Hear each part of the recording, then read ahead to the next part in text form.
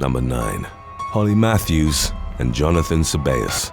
Just before 12:40 a.m. on October the 31st of 2021, a shooting was reported at a Halloween party in the Joliet township of Illinois. What had been planned as a small gathering in the backyard of a house in East Jackson Street swelled to over 200 people after news of it had circulated on social media. The party was thrust into chaos when two men sitting on the balcony opened fire on the crowd. Over a dozen people, which included attendees and others from neighboring houses, were injured after being caught in the hail of bullets. 22-year-old Holly Matthews and two female friends had briefly stopped at the party after attending another event and were about to leave. The woman had recently gotten engaged and was studying to become an arborist at Joliet Junior College. She was fatally struck by gunfire while on her way out of the home.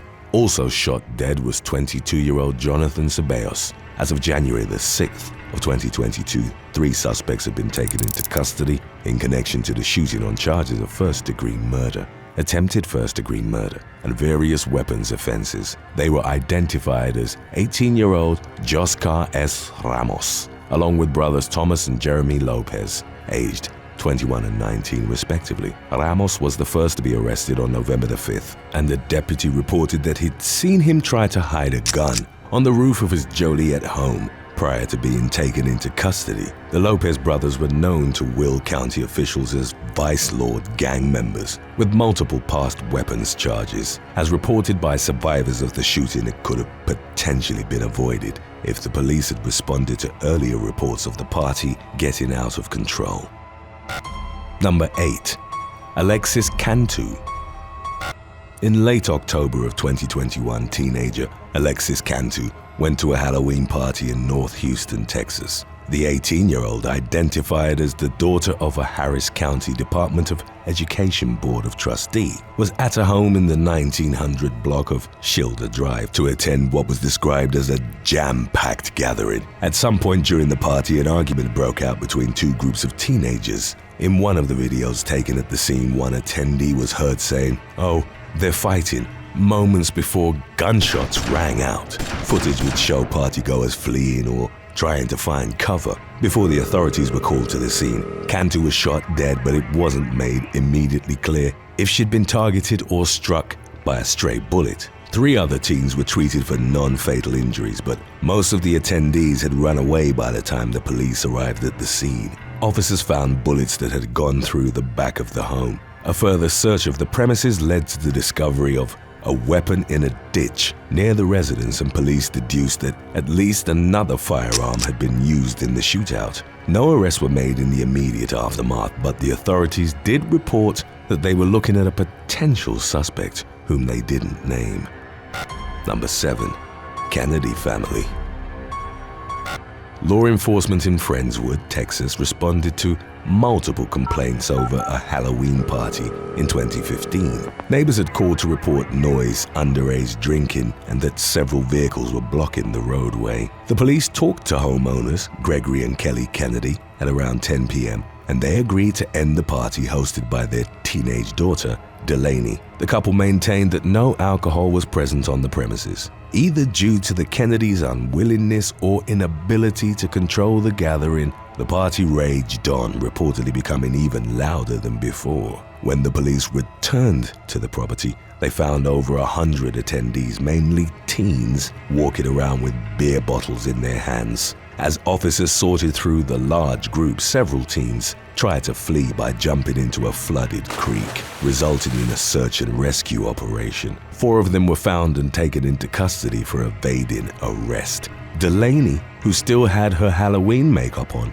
in her booking photo, was charged with violating the open party ordinance. Kelly and Gregory, both aged 56, were given the same charge in addition to furnishing alcohol to minors. In spite of the evidence, the former would later tell a radio station, "I did not have a booze party for a bunch of teenagers," noting that when planning the event, she'd insisted that alcohol wouldn't be tolerated.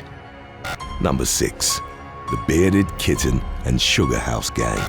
A private party in Hackney, North London, was swarmed by police units at Halloween in 2008, and its organizers were taken into custody under suspicion of violating an act aimed at extremist groups. The collective responsible for putting together the event called themselves the Bearded Kitten Sugar House Gang and had earned a cult following for their subversive gatherings and live events. For the party, they'd decided on a mad scientist theme. They wore wigs and lab coats while using chemistry sets to conduct several theatrical experiments to entertain their guests. Hackney police entered the building for a routine check on Sunday morning during the Halloween weekend and found the scientific equipment. Law enforcement suspected the organizers of manufacturing drugs or explosives and started arresting them. The road was cordoned off while multiple fire engines, ambulances, and police cars were called to the scene. Property caretaker Richard Watson, aged 29, initially laughed upon being told that he was being taken into custody on suspicion of making bombs, but then realized that the police was fully committed in their intentions. Watson, who was later released without charge, stated that he understood the pressure that the authorities were placed under when dealing with such threats, but noted that the substances used in the experiments largely consisted of food coloring, bicarbonate of soda, and vinegar. 27-year-old Timmy Sampson, one of the mad scientists taking part in the experiments, thought that the police response was a bit presumptuous given that it was Halloween. Updates suggested that none of the organizers were charged. Number 5. Patrick Galway. A Florida man in an inflatable dinosaur suit choked his girlfriend in late October of 2018 because she wouldn't go to a Halloween party with him. 19-year-old Patrick Galway was in a T-Rex costume when he demanded that his 23-year-old girlfriend, whose identity wasn't released, accompany him to the gathering at his friend's home. Galway became enraged when the woman refused by saying that she'd rather watch a movie with her friends. The Port St. Lucie man charged and took her to the ground, mounted her, and then pushed her neck into the floor of his home. The victim called 911 in the aftermath, and Galway was arrested at around 2:45 a.m. When he returned home from the party, on the passenger side of his vehicle, the police found the inflatable dinosaur suit. Number 4. Kindergarten Clown Incident. A clip of an ill-fated Halloween stunt at a US gymnasium went viral in 2021 and showed a man dressed as Pennywise the Clown from the horror movie It getting beaten up by a group of kindergartners. The clip, originally featured on World Star Hip Hop, began with the man walking into the gymnasium while waving his arms and trying to scare the children, many of whom were wearing costumes of their own.